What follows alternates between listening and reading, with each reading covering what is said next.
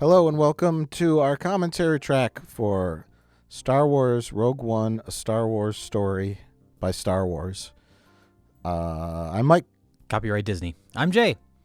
And I am Rich. And so, yeah, we have all sorts of jokes coming up for you on this commentary track, everybody. And the biggest joke of all is the film itself. So here we have... By the way, people who listen to this are going to think I hate the fact that it's gritty. I hate the fact that that's all it is. Well, that's the problem with the movie. It all the surface level stuff is fantastic. As far as the look of the movie, like I wish that The Force Awakens looked more like this. It's very gritty. It's everything looks lived in. There's sort of a polish to Force Awakens. It looks a little cartoony. I love the look of this movie, and there's some great space battle stuff later on. I don't think any of us hate this movie. The problem is it's barely a movie. Yeah, it's all style and no substance. All the positive attributes are just the surface level stuff. Yeah, the costumes in this are wonderful. The characters, all the monsters, the sets, like you said, everything has the paint chips on it, and it looks so ugly and the cinematography too. I really like the look of this movie. Oh yeah. Everything about it is great except for the creativity of the screenplay, which is severely lacking. Yes.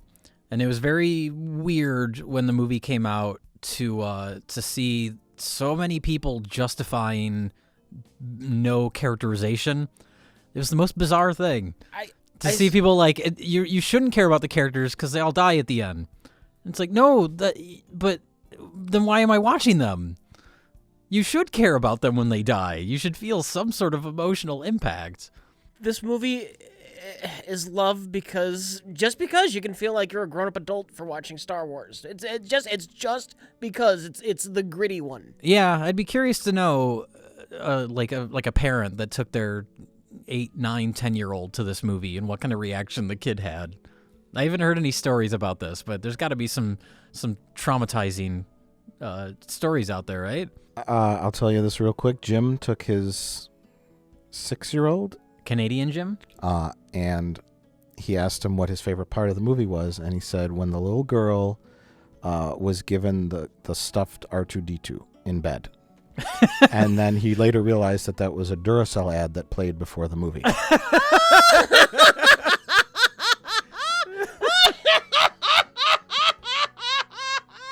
Well, let me ask you guys this, because after our Half in the Bag episode, everyone has decided that we hate the movie. Yes. Do any of us hate it? No. I found myself liking it I would say at 1 percentage point more when I rewatched it. Wow. Mainly because it's a terrible film, but I think it exceeds really well in the visuals, the costumes, and the special effects in it. I mean, I know we don't talk about special effects anymore because every movie has good special effects, but they're really good in this. No, I would say that this is a better technical movie than Force Awakens. Yeah, it feels more Force Awakens feels a little like cartoony a lot. You mean The Force Awakens feels like a Star Wars movie? Yes. I'm like, a Star Wars movie without a lot of Jedi hocus pocus going on. Yeah. No, we all went into this movie wanting to hate it for some reason. By the way, for anybody who doesn't know, I have the unpopular opinion that Jedi are boring as shit. Well, speaking of doing Star Wars as a comedy, one of the things that people like about this movie, and one of the things they get very defensive about with this movie, is the fact that if you say, like, oh, it doesn't feel like a Star Wars movie, like, for all the problems that Force Awakens has, it has that feel, that tone of Star Wars, and that's what that movie was supposed to do, was reestablish that after the prequels. So then you have a movie like this, and it's dark, it's gritty, it's miserable, and people will say, like, oh, but that shows that you can do more types of movies with Star Wars. But if they came out with an outright comedy like that, would those same people be upset that they were doing something different with Star Wars? Yes. Okay. Because they want to feel like they're adults when they watch their children's fantasy. Exactly. And by the way, it's okay to enjoy that children's fantasy. Yes. I like the original trilogy just fine. Well, yeah. I think an outright comedy would just be bizarre. Remember, what was that cartoon show, the Detours, that they never made? They Yep. did like an ad for it, Star Wars Detours. Yeah. I think that got lost in the shuffle of selling to Disney. They thought, you know what that was? They thought Robot Chicken was getting too much mileage out of Star Wars. Yeah, probably. Yeah. But then when Lucas sold the rights to Disney, Disney conveniently lost the paperwork for that show. They lost all files related to it. It fell off a truck somewhere. I think that the most humorous they'll get is like a Guardians of the Galaxy type tone. Yeah. But what other genres are there? I mean, oh god, not horror. I just pictured it like Did you know there was a Star Wars book called Death Troopers about stormtrooper zombies? yeah. I Oh was my just lord. about to say that. Was that official Star Wars canon? Yes. Wow. Really? Oh, but all That's gone now. all but that extended universe stuff is in the trash. Here we are on planet 6 of 12, where I was about to say something. I don't remember what it was. Were you going to talk about how bored you are? This is the first establishment that a fucking Star Destroyer could just float in the atmosphere. you know, I didn't even think about Hello, base at Hoth.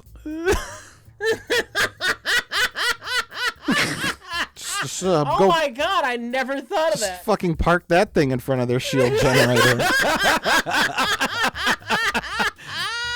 Oh, there's a little crying child, Rich. Jyn Erso is going to save her. that. That shows Why? that she's humane. It shows that she cares about people. That was the only heroic thing she did in the film. Was that one of the reshoots? Can Jyn do something that's not like horribly selfish or awful? This is a fine, gritty shootout. Sure, but like that's the thing. You can say all the action sequences in this movie are fine. They're all well done, but you just don't care. The problem with action scenes, even the best action scene in the world, you need to care about the people involved, Right. Yeah. or it's just noise. Right. That's movie making 101. And this isn't obnoxious noise like a Transformers action scene. No, this is a fairly decent action. This scene. is competent action. But yeah, there's not that connection to the characters or the story to really suck you in and make you give a shit. Okay, well here now our cast of lovable characters have been kidnapped by Saul Guerrero. I don't know why. Does he know Jyn is with them? He seems surprised though when Jin's there. He goes, Jyn! So why did they kidnap them? I don't care. I don't know. Why would Saul Guerrero bring them to his secret den? I don't know if we want to start talking about the fandom at this point, the Star Wars fans. I don't know if we want to get into that. Well, that this is fan service, the movie? It's fan service the movie, but more so in like the reaction. Like when we did not give it a glowing review, it was not just I disagree with you guys. I really enjoyed it. There was a almost like cult-like blowback to that, where people were very defensive to the point of treating it like you were insulting their religion. Right. Star Wars is basically a religion to Star Right, Wars. and that's a little creepy to me. Star Wars is a little creepy. I'm gonna say it. Star Wars is a little creepy. Yeah. Well, there was some people that were like, oh, you guys are complaining about the fan service in this, but you like The Force Awakens, which is like they're trying to make a legitimate point. I get it, even though I like The Force Awakens despite the fan service. That was certainly the weakest aspect of that movie. But this movie, there's nothing but fan service, as we've said. I think I talked about this at some point somewhere. The guy who came up with this idea was John Knoll, the Yes. visual effects guy for ILM.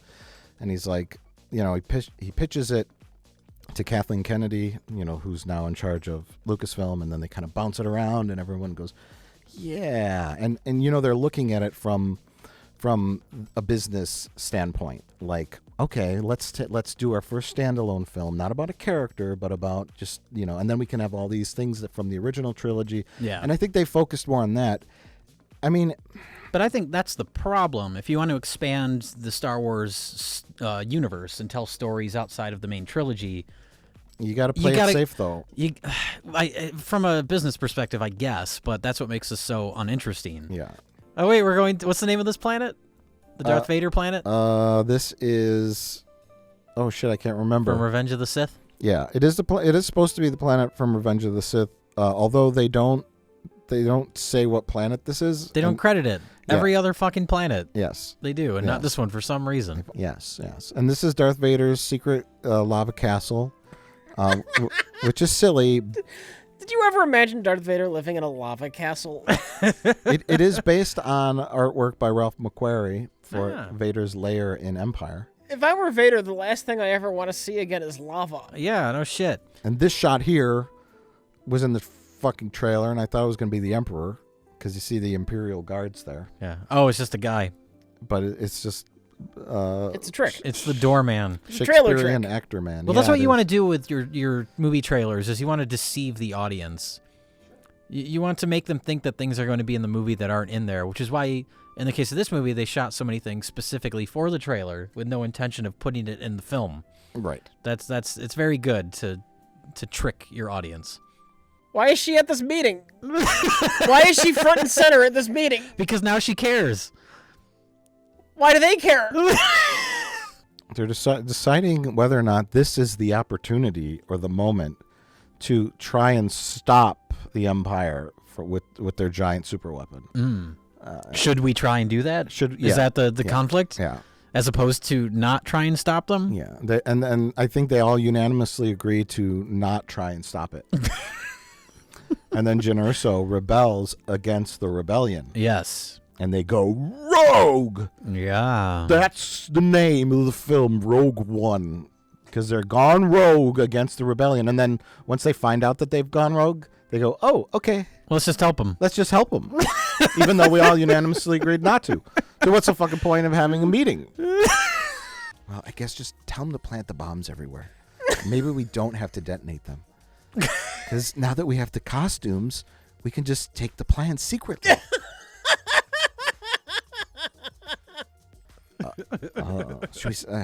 They're waiting. Should we set the bombs off?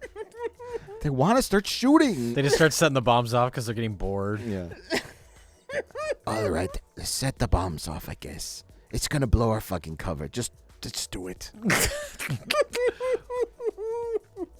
Make them happy, I guess. Maybe some kind of, I don't know, diversion or something. I don't. Nah. No, here's the where the robot tells them 89 stormtroopers are in their path. And how does he know?